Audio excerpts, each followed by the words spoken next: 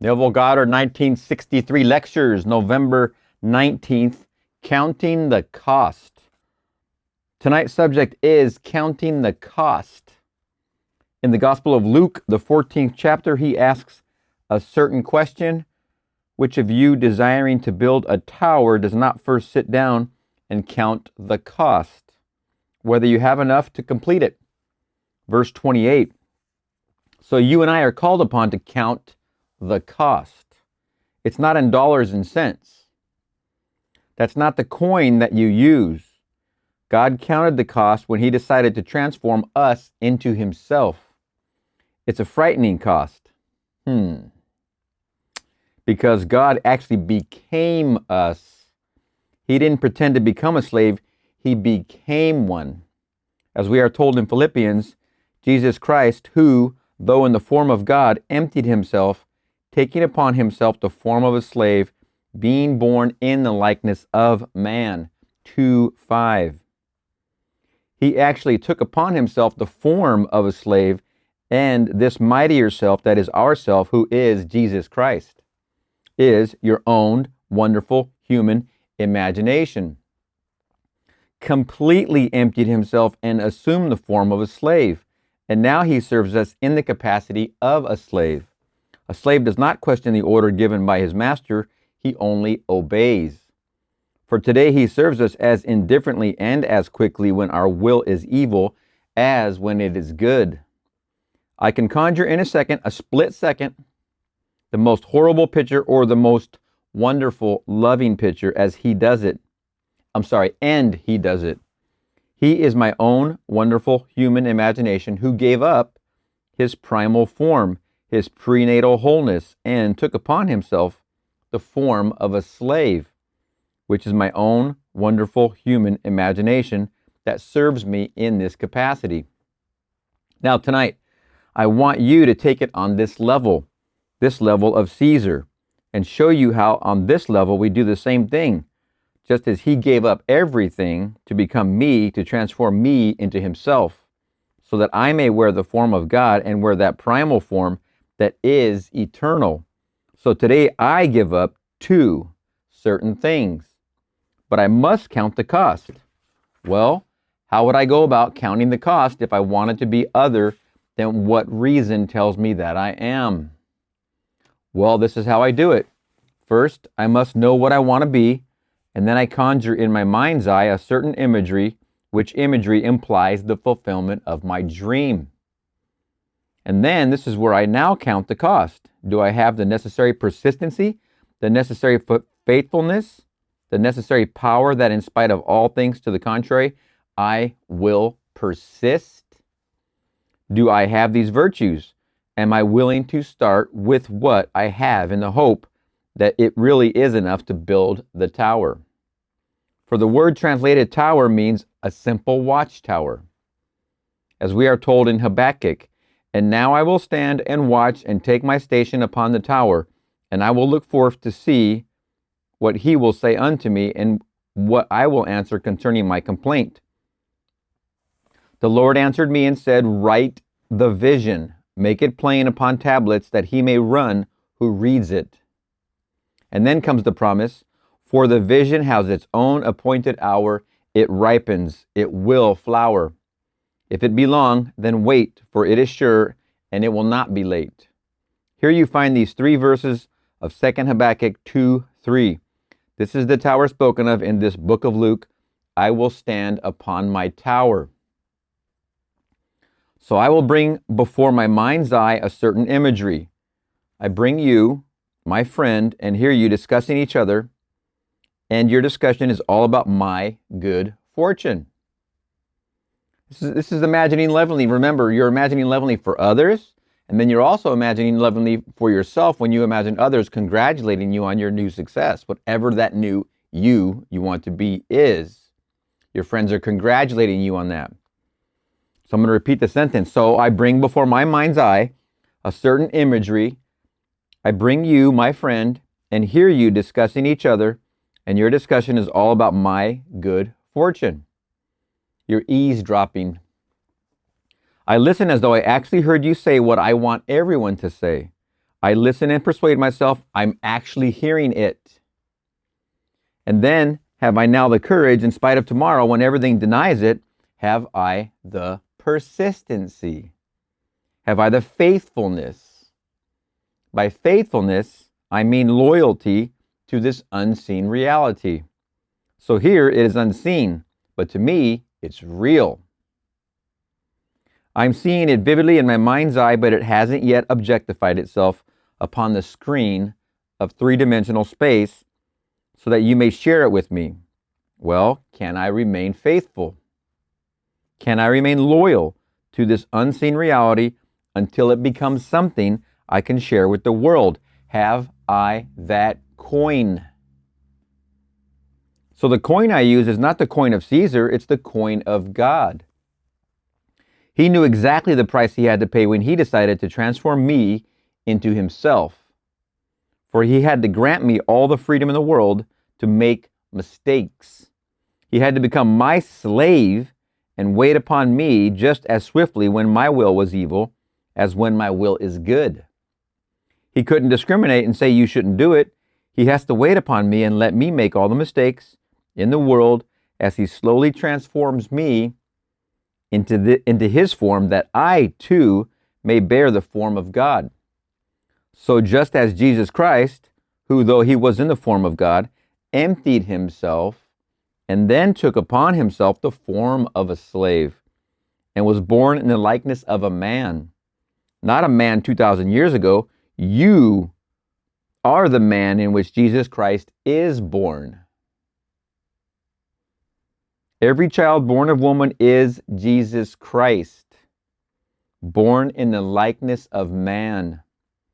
And now in the depth of that soul is one's own wonderful human imagination, which is Jesus Christ, a slave of that man. And he takes the part of the slave in the true sense of the word. He only obeys. He doesn't suggest anything in the world, only obeys your wonderful vision, and he will, in the twinkle of an eye, conjure up the most horrible animalisms in the world and lust at the call of your desire. And the same one does it that will conjure to me, if I so desire, the most loving thing in the world. The same being, not another being.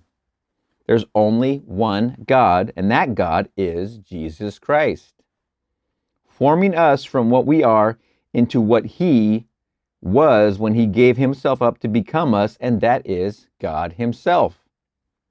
So here's a story. Last month in New York City, this lady came to me. She brought her husband, nice looking chap, tall, fine, handsome looking fella. She said, "Do you recall my story of last year? I was at my wit's end and I told you my husband, who I consider my very fine lawyer, he graduated from one of our greatest universities, and here at his age, he was then only 40, he was only earning $87 a week in a very large law firm.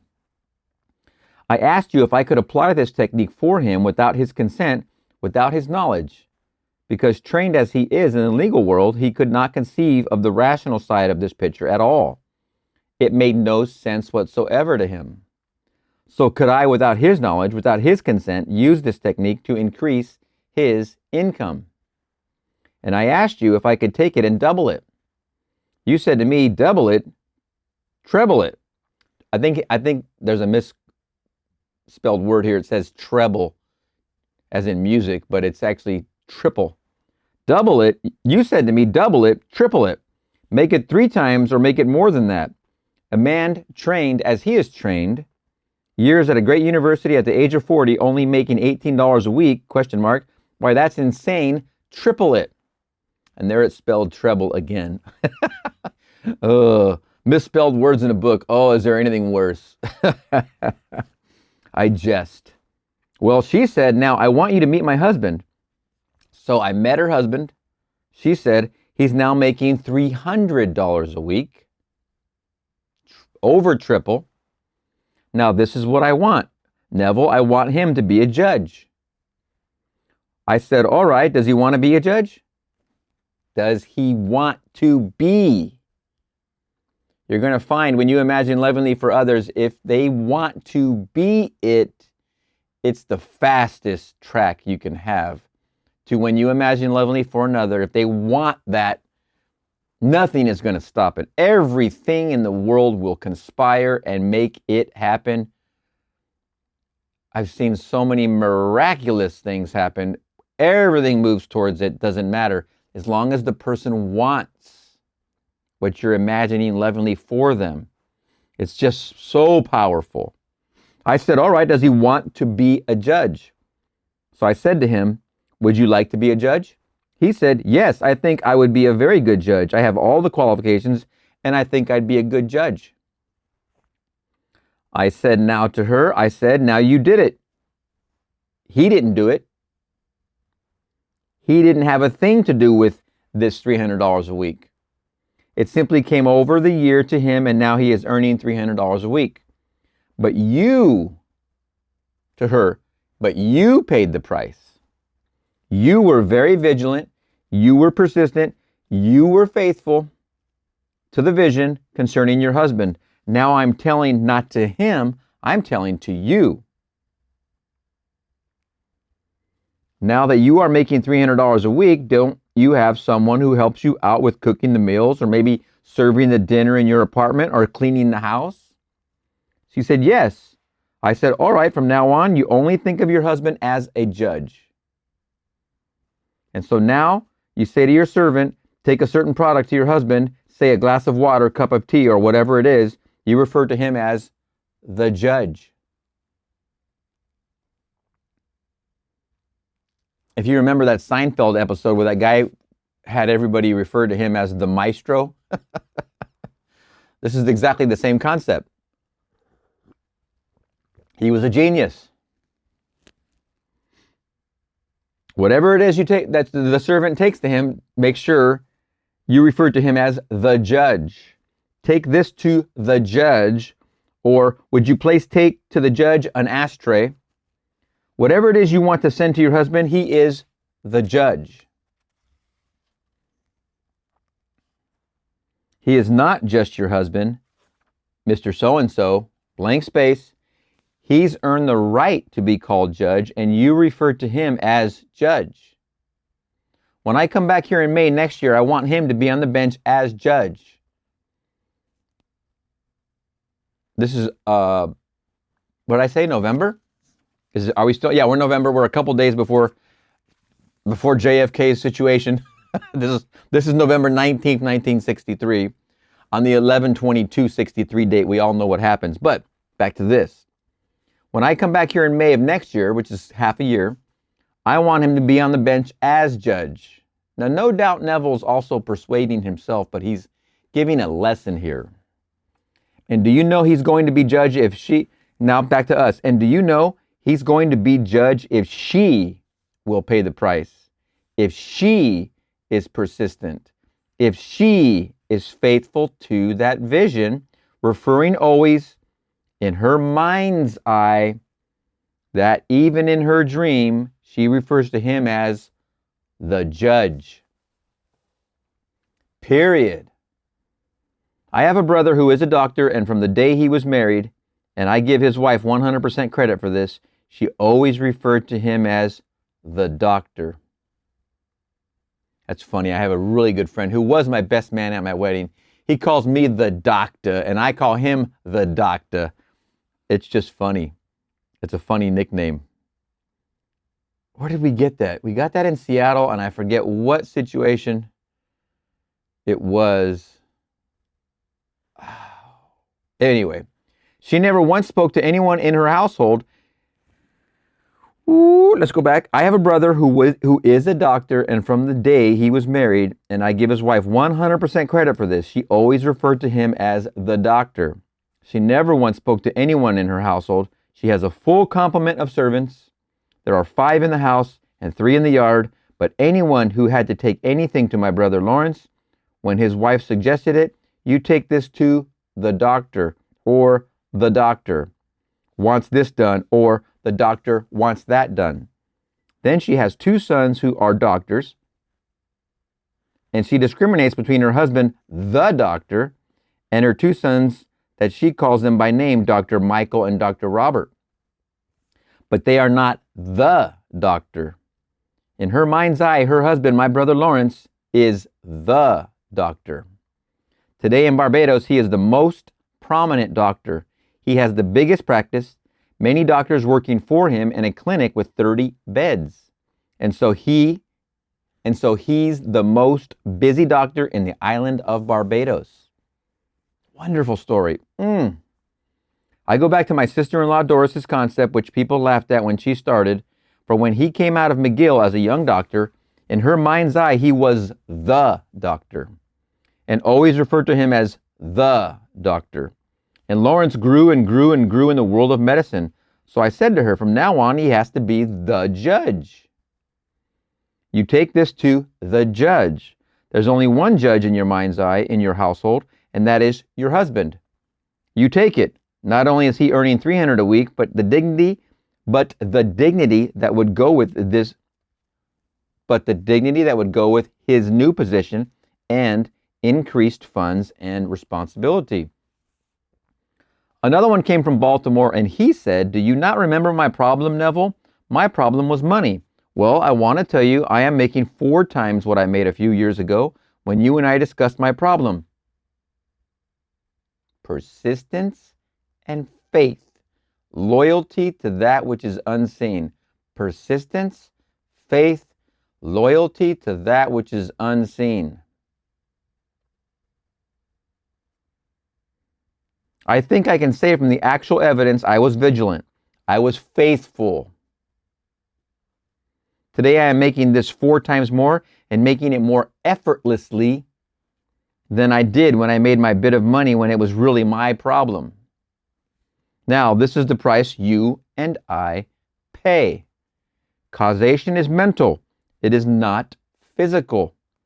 Causation is the assemblage of mental states which occurring create that which the assemblage implies. You can put it down. That's exactly what causation is. It's the assemblage of mental states which occurring creates that which the assemblage implies. So I create a scene. And so I have a servant in my house, and I'm saying to the servant, take this to the judge.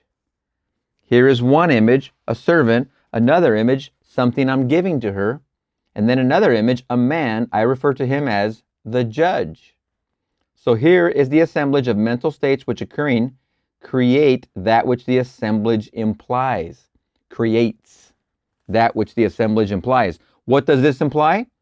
He's not a judge at that present moment in time, but what is that conversation implying? It implies he is a judge. I'm asking to take this to the judge. And so she takes it to the judge. Then I must be persistent. I must be vigilant. I must be faithful.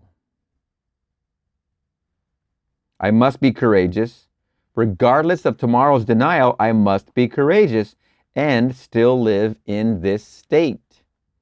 And when the day comes, I cannot predict it. I cannot tell you how it's going to happen, but they will see in him the man they want to be judge.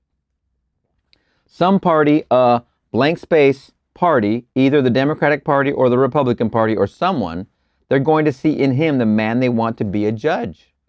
And he will have no choice in the matter.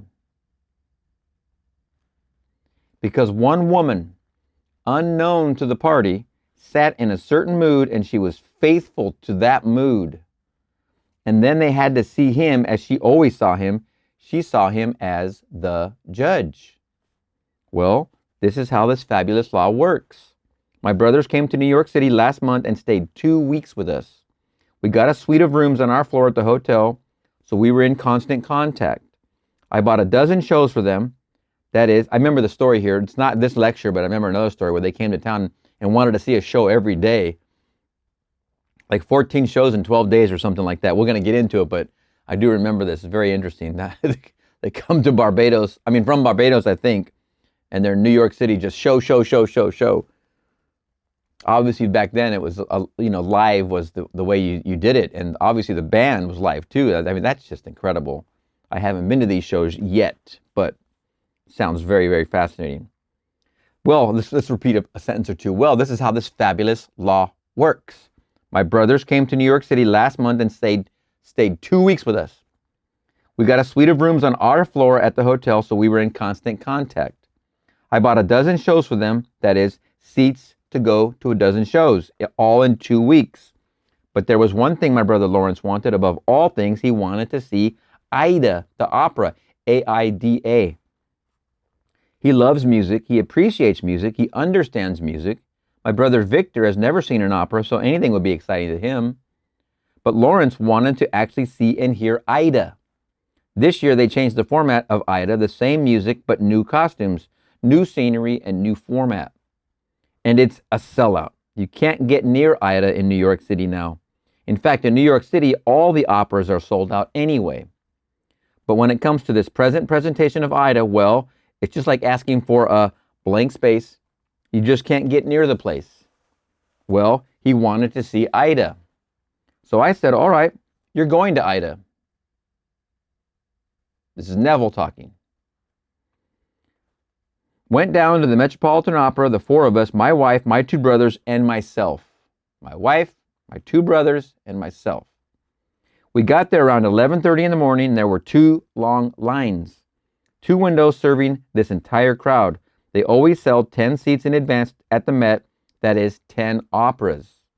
Now the same opera, but the next 10 performances are always sold in advance.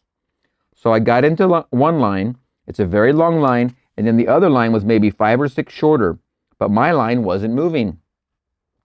It was simply a static line because the one up front was asking 1,000 questions. Can I see from this one? Can I hear correctly? Are these good seats for the money I'm paying?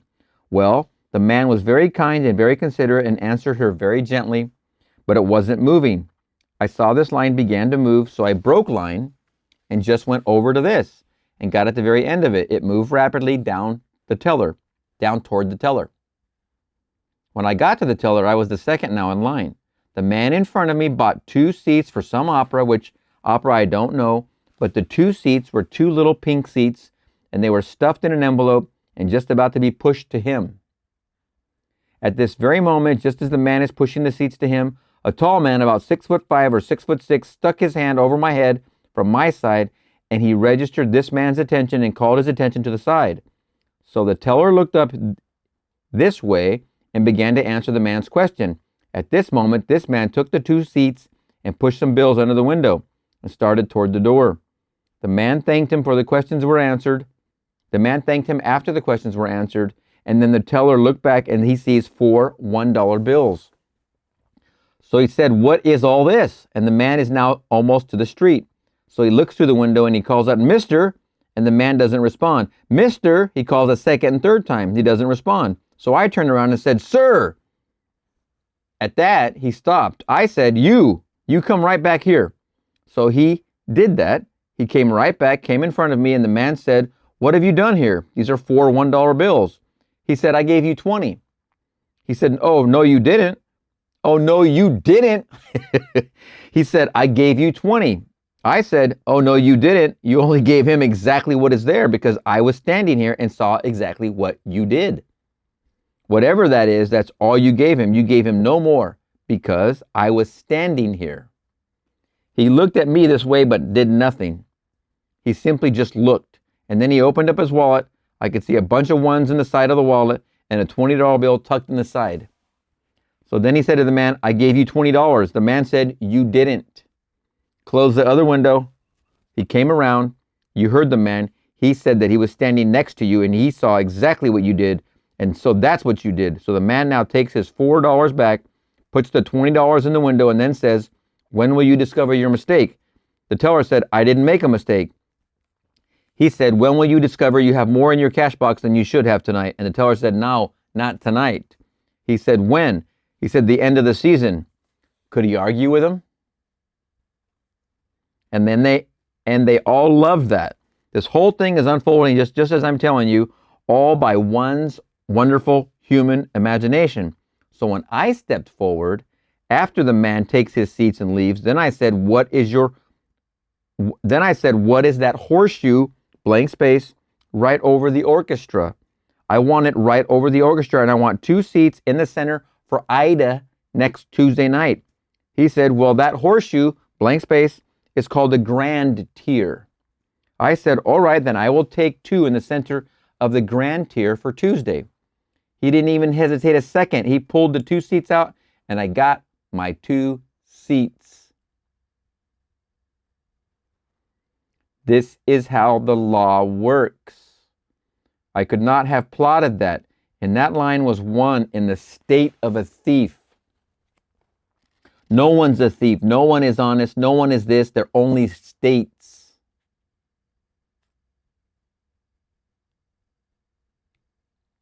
That's why we cannot ever afford to judge each other. When you judge someone, you're judging a state, and yet you think you're judging the person. And you're only judging yourself. If you really look at it, a state is a temporary place. You can stay in one permanently if you just dwell on it over and over, but it's only a temporary place. If you're judging somebody, you're judging the state. You're not judging the human. The human is God playing the part. No one's a thief. No one is honest. No one is this. They're only states. And so here in a line, and the line is broken, there's no one in that line, and that's in the state of a thief. But in this line, there's one that will play the thief. I'm determined I'm going to get 2 seats for my brothers. And so this line is frozen. This begins to move, and the depths of my soul move me from this line right here next to the thief and the one who's in the state of the thief. For he and the tall fellow were working together, the tall one waiting at the door for him. And so when this one paid the $20, took his $4 back and the tickets, at the end, the two began to talk, the very one who diverted the teller's attention. It was all a setup job. These were states. He wanted to defraud the man of $16. I was not in the state of a thief, and walking down, my deep being, capital deep, capital being, put me right behind him so that I could say, you didn't do it at all, and protest this attempt to steal $16. The teller, now seeing that I protected him and saved him $16, gave me 2 house seats. These are reserved always for the VIPs, people who come at the last moment, like a president or a governor or some so-called great important person. And I would say, Neville, highly qualified for this purchase. Beyond. They are always kept back at the last moment. They are always kept back to the last moment to be sold only to VIPs. But having served him faithfully and saving him $16, he didn't wait for 1 second to pull the 2 out, and I got my 2 for Ida. And it's a sellout. The sign is up, sold out. You can't get it. I never saw the sign. I just got right behind in this wonderful drama, a thief, and protested. And so the wonderful words of Lincoln, to remain silent when we should protest makes cowards of us all. And I have never once felt like being a coward. I'd rather die in the attempt to be what I would call the decent person than to be a coward by being silent when it's so obvious the man is trying to steal $16. And so, this is how the wonderful law works. You don't have to worry about how it's going to work. You must count the cost. Are you willing to pay the price? What's the price? Persistent, faith, loyalty. Does that sound like it's pounding steaks for the railroad all day in the hot sun? No. Persistence, faith, loyalty to that which is unseen. Wow. This is so expensive. Why do I have to pay such a high price? You must count the cost. Are you willing to pay the price? The price is simply your own vigilance, your own faithfulness, and your own persistency, your own courage. That's a big one. To do any of this work that we're talking about constantly every single day. To do any of it takes two things, in my opinion. It takes courage, for sure, because you're stepping out of the line you've been in the whole time, pun intended. But you're stepping into a place of great responsibility. Responsibility is knowing that when you have one finger pointed out, there's three more pointing back at you. That's all responsibility is knowing it's coming from you, not at you. It's coming from you, not at you. The world is coming from you. That's taking responsibility. Taking responsibility that you create your reality with your imagination. As Neville calls it, your own wonderful human imagination. These are the two things. Courage to step out of line. The line that you're like an automaton. You were taught this, taught that, and you just repeat it. No, you step out of that line. That's courage, number one. It takes a lot of courage, especially in some certain families, some certain social cliques, etc. But then it takes responsibility because now you have to respond able to your new place. That place where you want to be the creator. You want to take the form of him that sent you to be him, to wake up as him and be a creator like him, consciously. My goal with you is to make you a conscious creator. That means we together learn how to have courage, step out of the line you're in, the official line of consciousness, as Seth calls it. Step out of that line. Takes courage. Then when you're out of that line, now you have the responsibility to be the dream you want to be. You just take the courage, you get out of that line of consciousness, you step into the new one. This is responsibility now. Just do it. Because then you see how this works and you apply it over and over.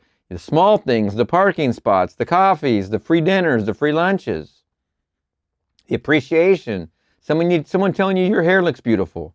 Someone telling you how great you look now. Someone telling you that you lost weight and you look so much better, etc., etc.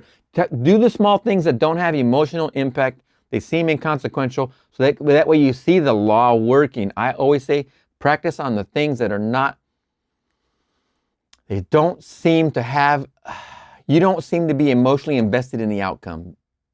Climbing a ladder. What kind of emotions are involved with climbing a ladder? There's none. It's an act more than it's an emotional impact. When you're going for changing yourself and changing what you want in life, there's a lot of emotion tied to that. So don't practice there first.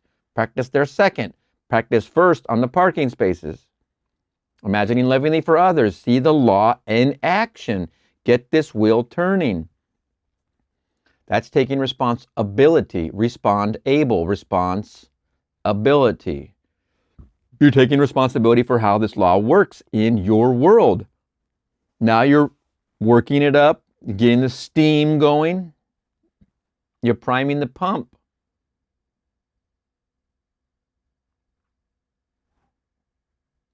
The price is simply your own vigilance, your own faithfulness, and your own persistency, your own courage. Courage is the big one. I won't deny that at all. It takes a lot of courage to step out of that line. Are you going to pay the price using this coin? Then your dreams will come true. I don't care what the dream is. So you want something that can't be obtained? It doesn't matter what the world says. Sold out means nothing. Hasn't a thing to do with it. You just get into the line and the line isn't moving. All right, the depth of your soul will move you out of this line to this line. But not just this line. He put me behind the very one who is plotting and planning his little scheme to get $16. And you're going to protest because you haven't, blank space, him. Put you right behind him. And so right as he said, I gave you $20, you automatically say, you didn't. I was standing right there. You didn't do it at all. And so he's taken by surprise. He looks at me, but can't raise a finger to slap you, can't hurt you. You know exactly what you saw and you do it. So this is how this law works. Are you willing to count the cost? For which of you is desiring to build a tower does not first discuss the count of cost, whether he has enough to complete it? Will you tonight count the cost and say, I will complete it? Tomorrow will deny it. Reason denies it. My senses deny it, but I will complete it. Persistent faith, loyalty to that which is unseen. How do you drum up loyalty to that which is unseen? Well, the second word, faith. Persistence, you would think, comes last, but it actually is first. I will persist in feeling that which, if true, implies the fulfillment of my dream. And if you do it, no power in this world can stop you from realizing your dream. Actually, everything in the world is going to do it for you. No power in the world, in this world, excuse me, let me repeat the sentence. And if you do it, no power in this world can stop you from realizing your dream, but no power. Because causation is mental, it is not physical. And so I know, just as this lady, without the consent of her husband, raised his salary from $87 a week to over $300 a week, she will raise him from his present position in his present office to judgeship in the city of New York. And the other chap who is a Kennedy, he's now earning many times what formerly he earned. He can go beyond it. He's mentioning the name Kennedy 1 week away from the biggest news ever. Whew. As I said, you have a daughter just about ready for college, and I know if you want to send her to a private college, you're going to have a think in terms of not less than $5,000 a year. And so you think in terms of an extra $5,000 or $10,000 a year. You say this is selfish? This is November 19th, 3 days away from the situation. And so you think in terms of an extra $5,000 or $10,000 a year. You say, that is selfish? Forget it. It's all part of your own wonderful human imagination. It doesn't matter.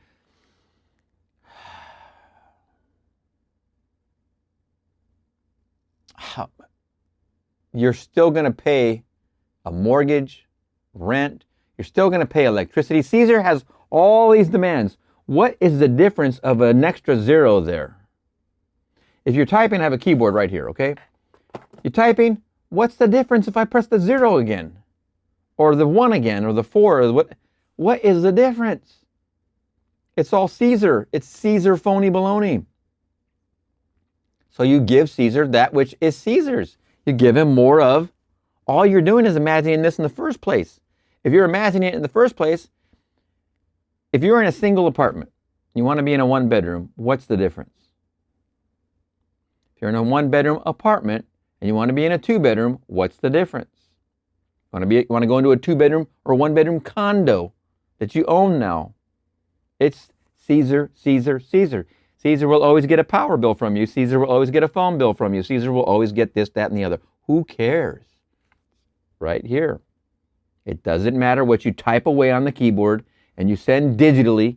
All of that is an illusion that you are using your imagination to complete and fulfill. So you might as well make it a fun one. You might as well make it the biggest dream you can dream. So what, you want to live on the cliff? So what, you want to live overlooking the ocean? It doesn't make a difference. Your consciousness you're putting here, you can put it here. That's what all of these chats are about. You say it's selfish, forget it. It's all part of your own wonderful imagination.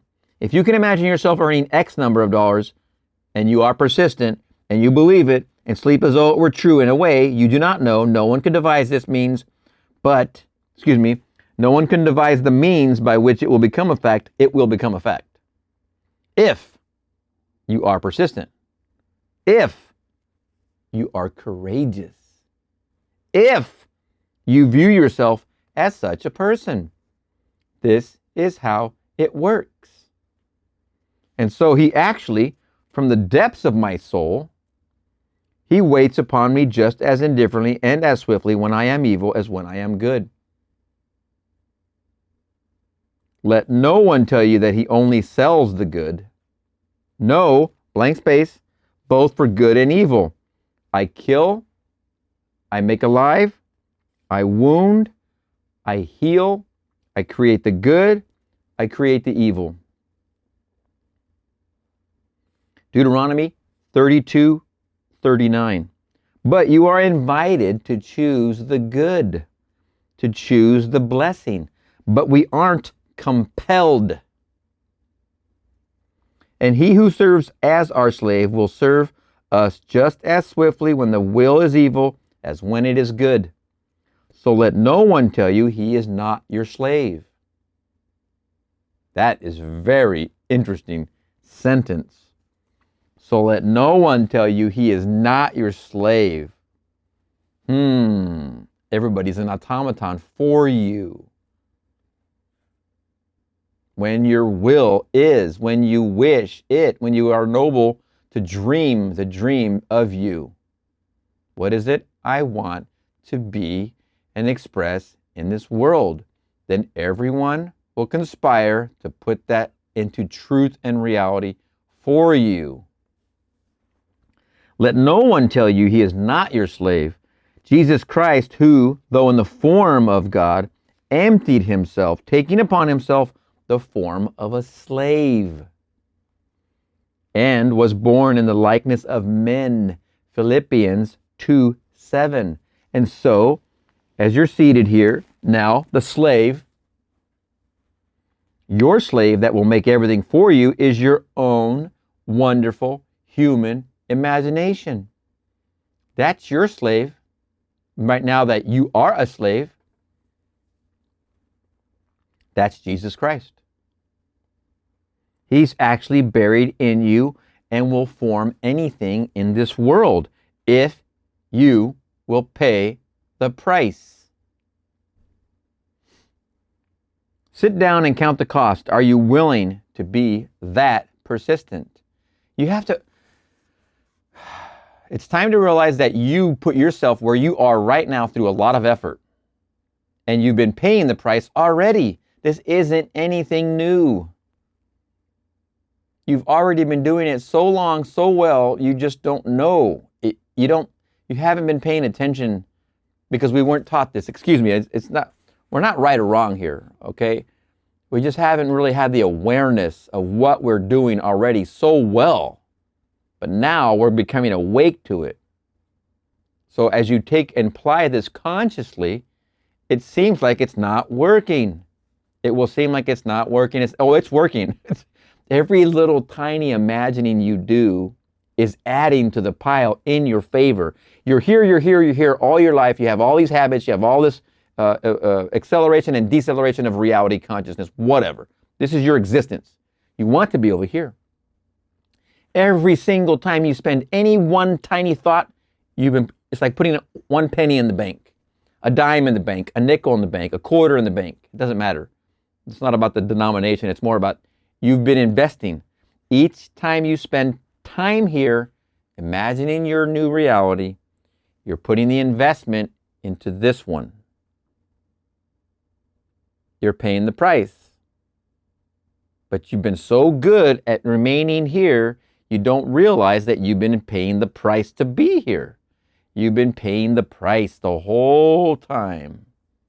And you're very, very good at it.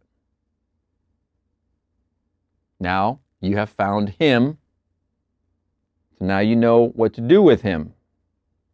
You pay the price and you become the new you. What is that new you? Keep investing. Do not give up. And remember, persistence, loyalty, faith.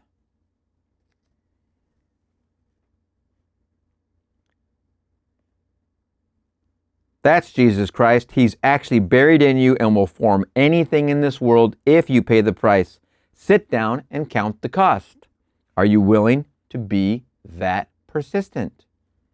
It doesn't matter what you want to be. Everything's going to take persistence. It doesn't matter what you want to be.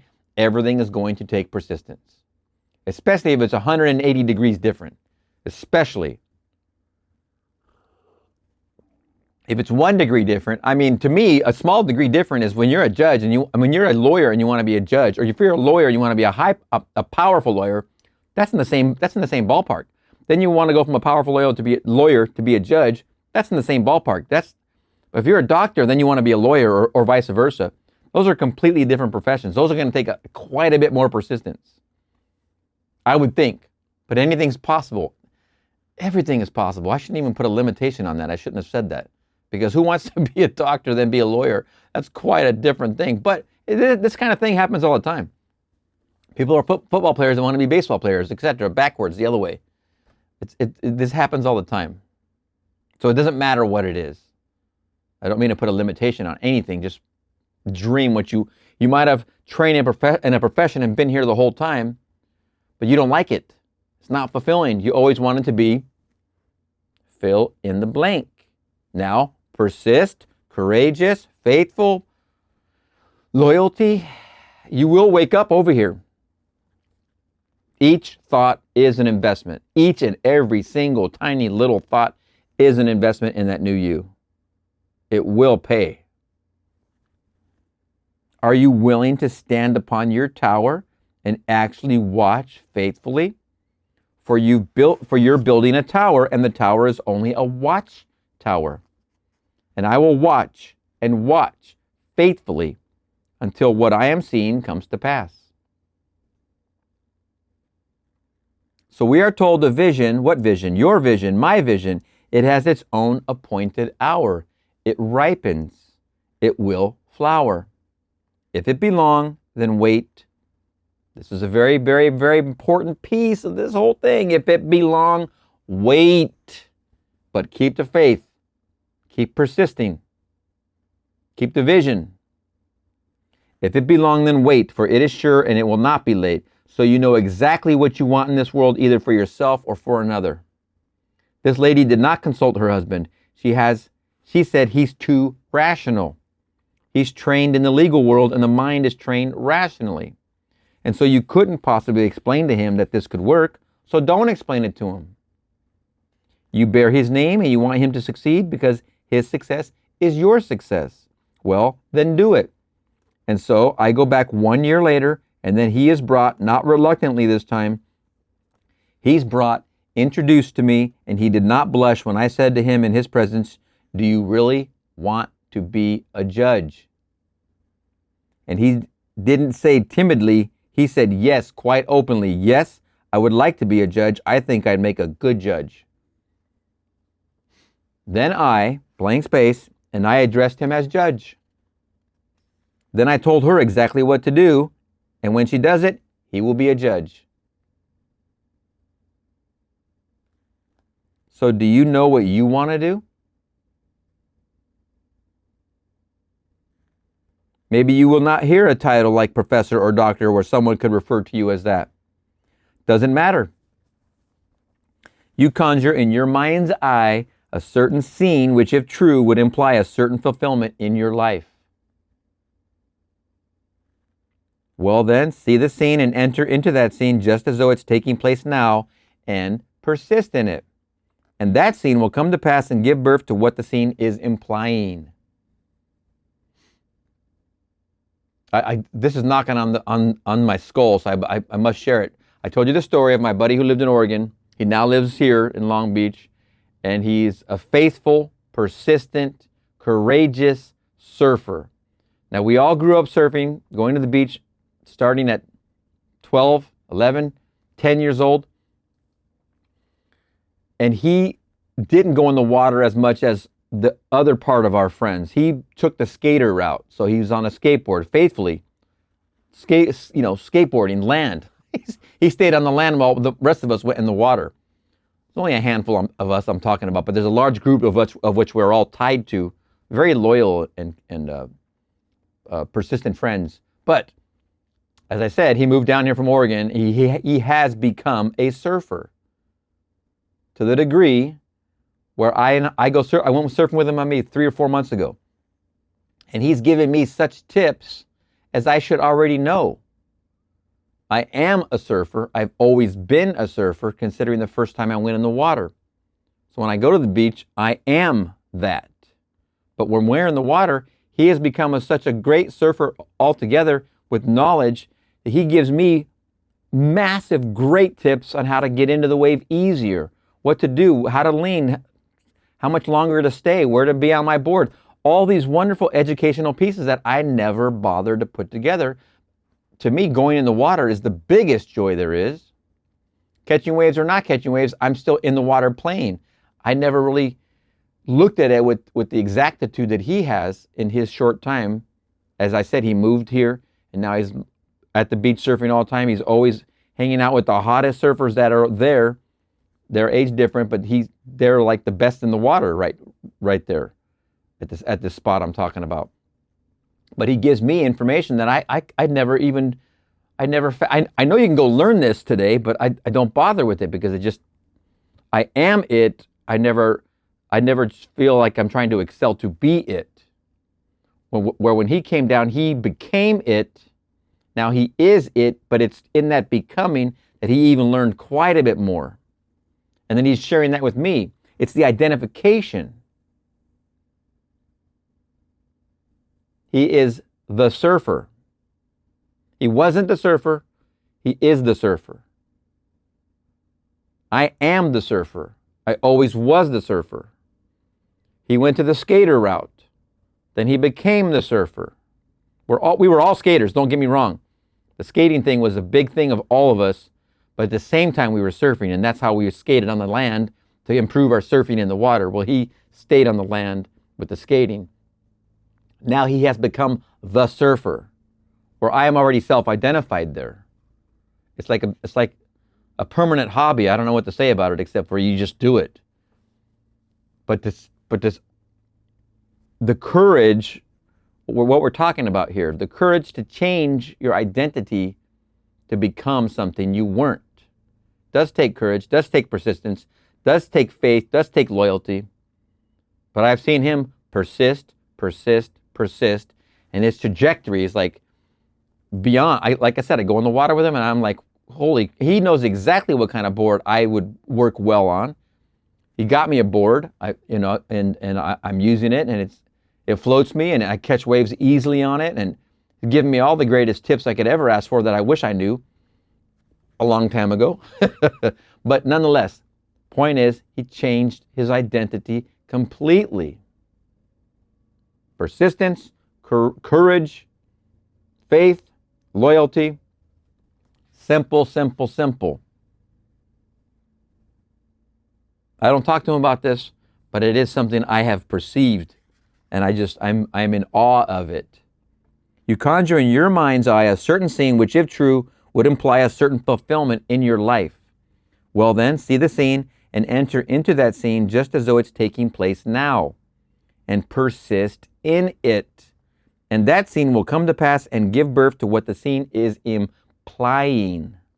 So causation is the assemblage of mental states which, occurring, create that which the assemblage implies. You can put it down and dwell upon it. That's how this law works. Because I tell you these stories, you could not for all the money in the world have bought the 2 seats. I paid no more than the $20 for the 2 seats. That's exactly what they were selling for, $20. I didn't go to some scalper. I didn't go to some agent. I went straight to the box office. And here in the depth of my soul, because I knew exactly what I wanted. Biggest sentence right there in all of this so far. Because I knew exactly what I wanted. I wanted my brothers Lawrence and Victor to see Ida. And so I went straight to the box office, and he puts me right behind the one who is in a state of a thief and causes him to act. And then causes me to act in such a way that the teller is grateful for my defense of his honesty and gives me the seats. Not even a question. Now the man wasn't a thief. He may play the part of a thief for the rest of his days, but no one is a thief. He's in the state. When you are in the state of a thief, you can't do anything else but steal. You can't do it. They're only states infinite states. Blake said, I do not consider the just or the wicked to be in a supreme state, but to be every one of them states of the sleep which the soul may fall into in its deadly dreams of good and evil. A vision of the Last Judgment, pages 91 and 92. And so he fell into a state, and that state was to get the better of other people all through his life. He will continue to do it until he gets out of that state. Either he gets out of his own efforts, either he gets out by his own efforts, or someone who will love him enough to get him out of that state.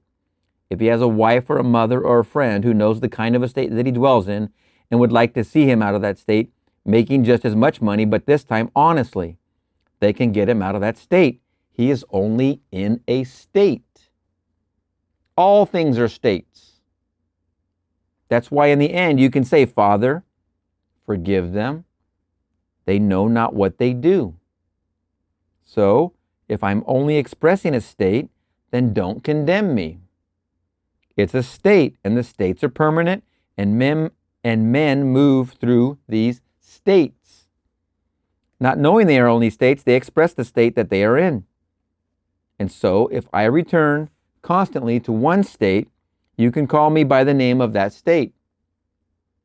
If I'm always stealing, I'm expressing the state of stealing. But if I live in it constantly, it's perfectly all right to call me a thief because I'm so identified with that state.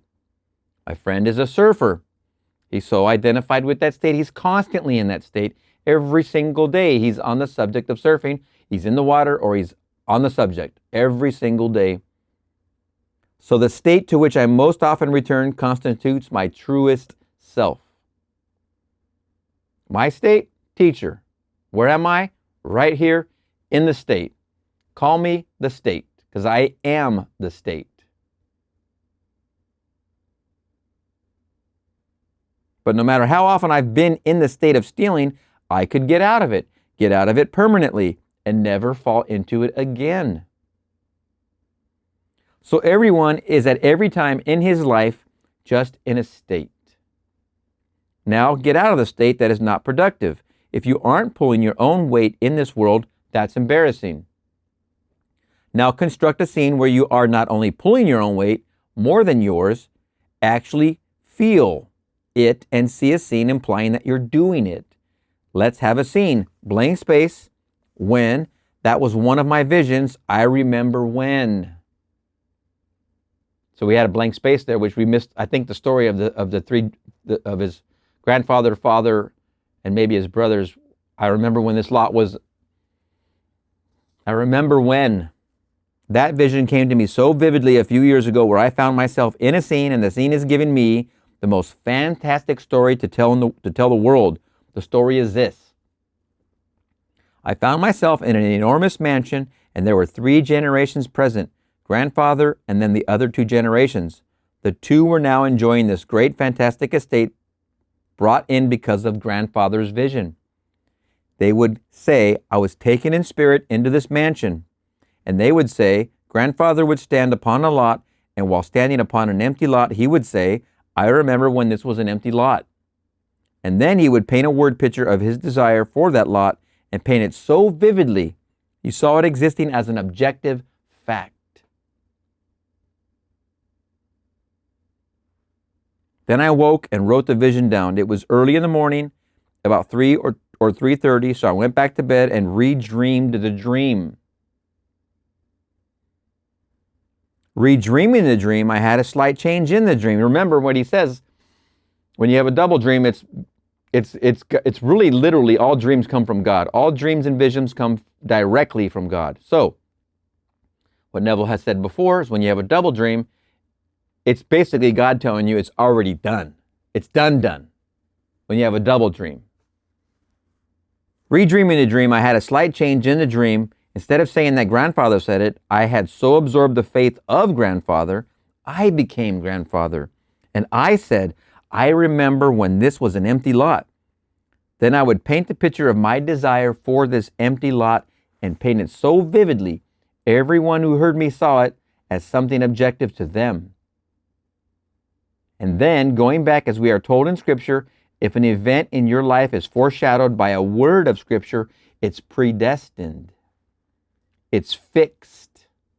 So I went back and reread Scripture, and here in the 41st chapter of the book of Genesis, the doubling of a dream means that the thing is fixed by God, and it will shortly come to pass. Verse 32. So my dream was doubled that night. I was taken in spirit into this fantastic mansion and heard a certain secret of creativity. I woke, recorded it, fell asleep again, and redreamed the dream. So it was doubling of the dream. It was the doubling of the dream, and the doubling of a dream means that God has fixed the thing, and it will shortly come to pass. So when we double the dream, well, we need not fall asleep in it. You can double it in a waking dream. You can take it this night and see yourself as you would be seen by the world were you the man, the woman that you want to be. All right, that's a dream.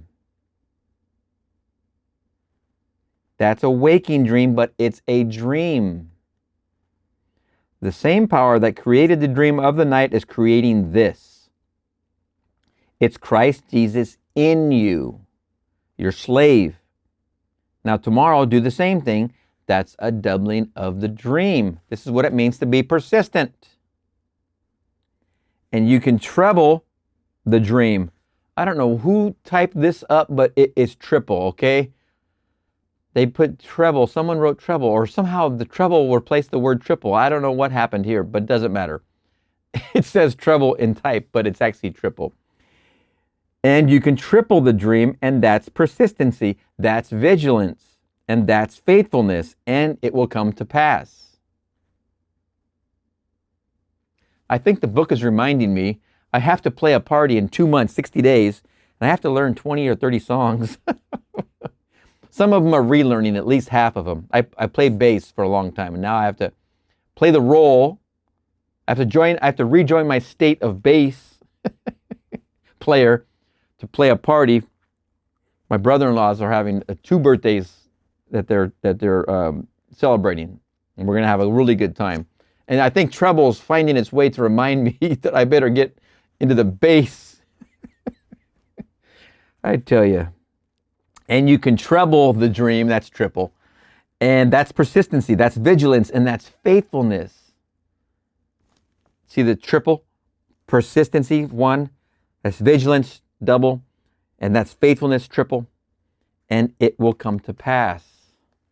So you take your wonderful, noble dream for yourself and for your friends and for others, regardless of the circumstances of the moment. If they're not in tune with your desire for what you want, well then ignore it and remain faithful to the dream. Ignore it. Big piece. And then double dream. For that was shown me so clearly, for I was lifted in spirit into the mansion. I heard the conversation. Grandfather used to stand upon an empty lot, and as he stood upon it, he would say, I remember when this was an empty lot, and then paint his word picture of his desire for it.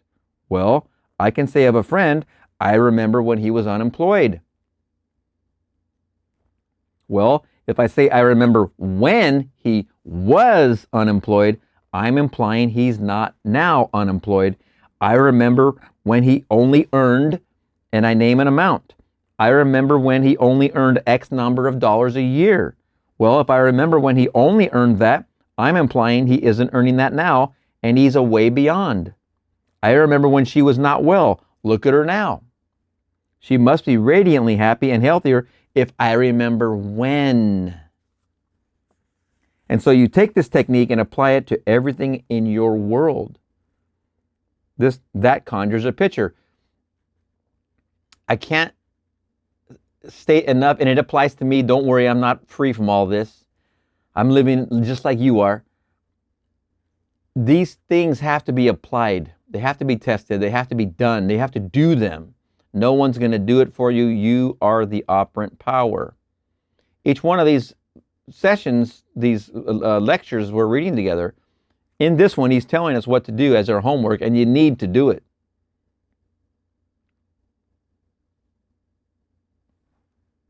So you take this technique and apply it to everything in your world. That conjures a picture. You bring someone before your mind's eye. I remember when he was simply unknown. Then what am I saying? He must be known. Of course, you can do this in a negative too. You can use it, and just as swiftly Jesus Christ in you, your own wonderful human imagination, will answer the call. I remember when he was known, when he was someone, when he had money. If you want to use it negatively,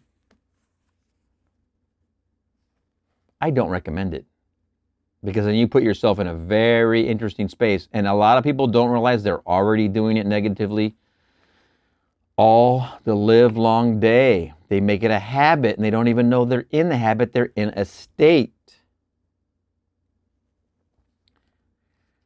Just listen to people. Not everybody, I'm just certain people. So I tell you, I acquaint you with God's law and leave you to your choice and its risk. For he in you will serve you as indifferently and as swiftly when the will in you is evil as when it is good. So I can't deny that he will serve you even when you are evil. So I leave you to your choice and its risk. It's like electricity. Because it could kill you, because it could kill, I shouldn't deny man's use of it, because it has done so many wonderful things in the world. But it could destroy. Being an ex-electrician, I intimately know what that means. So because it could destroy, why not use it constructively where it doesn't destroy and help man, blank space, period. So I tell you God's law, as we are told, blessed is the man who delights in the law of the Lord, for in all that he does, he prospers. That's the first Psalm. Blessed is the man who delights in the law of the Lord, for in all he does, he prospers. So if you know the law and you delight in it, you will prosper. Delight. Not the band from 1990, but you could go ahead and use them.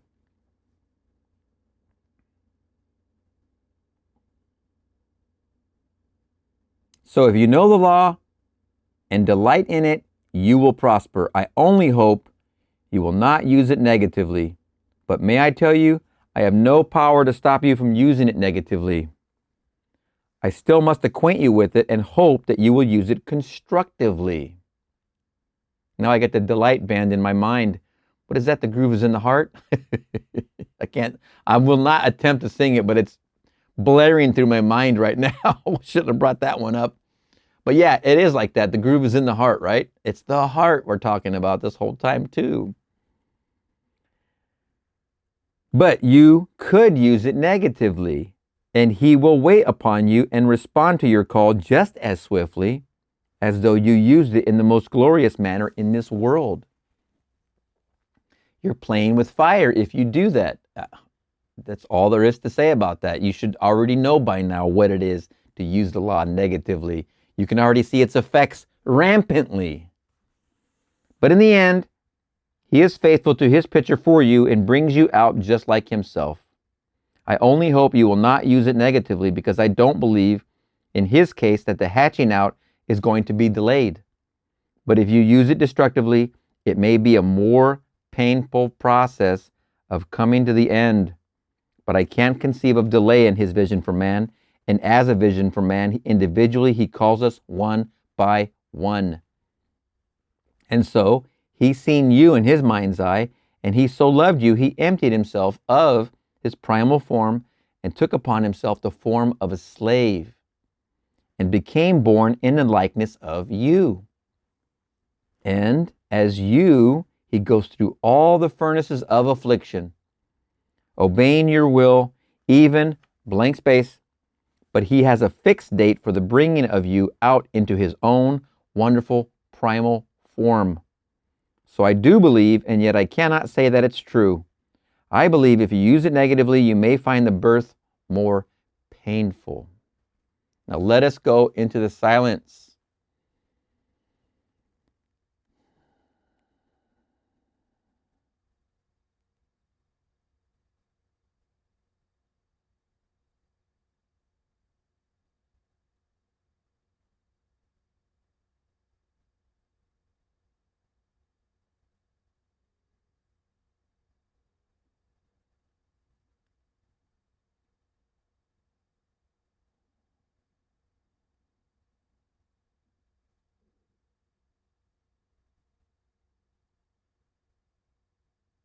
All right, good.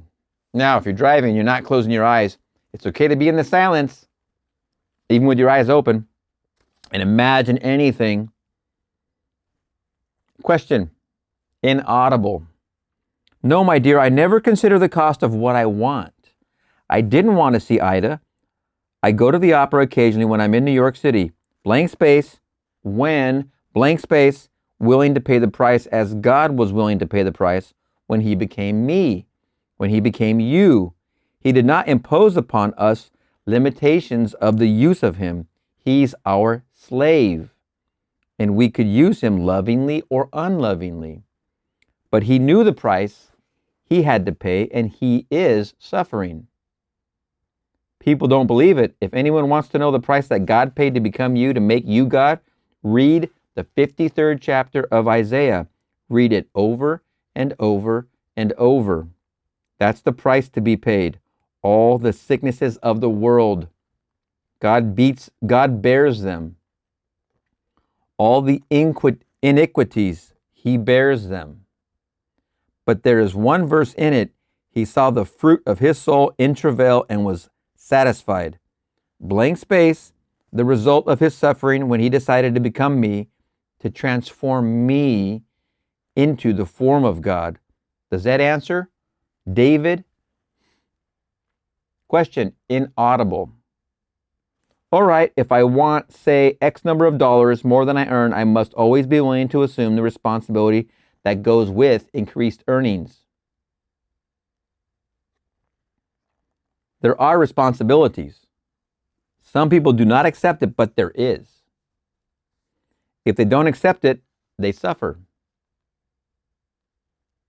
I must be willing to assume the full responsibilities of increased responsibility. It carries with it a certain burden, but it will not be a burden when you assume it. I can't foresee now what will be asked of me if I should transcend my present position, but something will be asked of me that I do not now foresee. But if I want to transcend it, let that be the vision, and then others will come, and I will have the ability to really play the part well. I will. Question, would you care to comment on the phenomena of meeting people in dreams who have passed on years prior and have received instructions on certain blank space phenomena? Question mark. Answer, Neville, you're told in the book of Numbers, the 11th chapter and the 12th chapter, would that there were a prophet among you, for I, the Lord God, will make myself known unto him in a vision, and I will speak with him in a dream. So we have in the scripture only one source of dream, and that one source is God. All dreams proceed from God. So every dream has a great significance. I'm not saying that we are masters in interpreting the meaning of dreams. Many of us misinterpret them, but it does have a certain message for us if we can only interpret. For instance, there's a lady in the audience here tonight. May I tell you, the lady is Nordic. She is blue-eyed. She is a lady my age. She has been here tonight. And God was speaking to her. She saw a couple who are now dead. They knew her well when they were alive. They were Nordic. He was an engineer. She looked at him and remembered him well. Then she looked at the wife, and it's not the wife she knew here, much younger, but the wife was Nordic. And then looking back, the wife is not the wife, she is negress. But it seemed so natural, but she was startled by the negress. And she is still Nordic. Then she looked back at him, he is Negro, looked back at the girl, and she is Nordic. In the same dream, she goes to bed, the lady in the dream, and she finds herself sleeping in a reverse position in the bed. Her head is where formerly her feet would be. The whole dream is trying to show her something in the depths of her soul of a reversal. There's a great reversal taking place in man where man is being transformed into God, that he's not reptilizing here forever on this level. He's being transformed. And all these are reversals. That God is not a white man or a black man or a red man. The form was the form that was the primal form of Jesus Christ before he emptied himself and then took upon himself the form of a slave and was born in the likeness of men. It's that form that man eventually will be raised to wear, and it's not this form. So she was shown, and this lady, as I say, she is the essence of the Nordic. Blue eyes, and undoubtedly when she was young, I think her hair must be very blonde. I don't know. I only know her in the years that I have known her here, in the last 8 years or so. But she is very, very fair-skinned, and yet in this, it didn't seem strange to her. She knew the people and the man who was an engineer, and she saw him. She knew he was the same man, but suddenly he's not the Nordic, he's Negro. The girl was not the wife that she knew. She was married, the same girl, and she's Negro. So what was this fabulous dream trying to tell her? It's trying to tell her a marvelous story. Don't be concerned with all the conflicts of the world. That's not the plot at all. That isn't God. Just remain faithful to his promise to you. And he's promised you to give you himself. And he's not this body. The form that he gave up to take on this is the form one day you will wear, and you will be God. And there's only Jesus Christ in the world. He gave it up, his primal form, and took the limitations of this state, your own wonderful human imagination, and then was born in your likeness. And tomorrow, he will not be anything you see here. He'll return to his primal form, and the form is God, and you will be like him. So the dream of the night, I could not honestly, I am not an analyst in the sense of trying to analyze dreams. I would like to ask every person who comes to me with a dream, what does the symbolism mean to you? What does this person in your life represent when you knew him here? And so if I could get an honest response from this individual as to what he meant, then I might be able to throw some light on the experience that he had with that person. Because I don't know, if it comes to me symbolically, well, then I would try to find help by going to, say, my works, The Lost Language of Symbolism, and try to open up blank space and read with an open mind. Why did I encounter the rock? Why did I encounter the pig? Why did I encounter the dove? What is the sense of the meaning of it? For these are simply a universal language. But the other, when I meet individuals that I know well, they may be here or on the other side of the veil. What did they do to me when I knew them as friends or enemies? Blank space. What's the significance? Tape ends. Whew, he's getting some great dream symbolism there. I think that's wonderful. I love this piece here. If anyone wants to know the price that God paid to become you, to make you God, read the 53rd chapter of Isaiah. Read it over and over and over. That's the price to be paid. All the sicknesses of the world, God bears them. All the iniquities, he bears them. But there is one verse in it. He saw the fruit of his soul in travail and was satisfied. Blank space, the result of his suffering when he decided to become me, to transform me into the form of God. Does that answer, David? Whoa, that's a heavy one. I will read that. 53rd chapter of Isaiah. All right, we're going to see you. Let me review. What was the title again? We think I said we were on the 18th or the 19th. November 19th, 1963, Counting the Cost. We'll see you in the next one.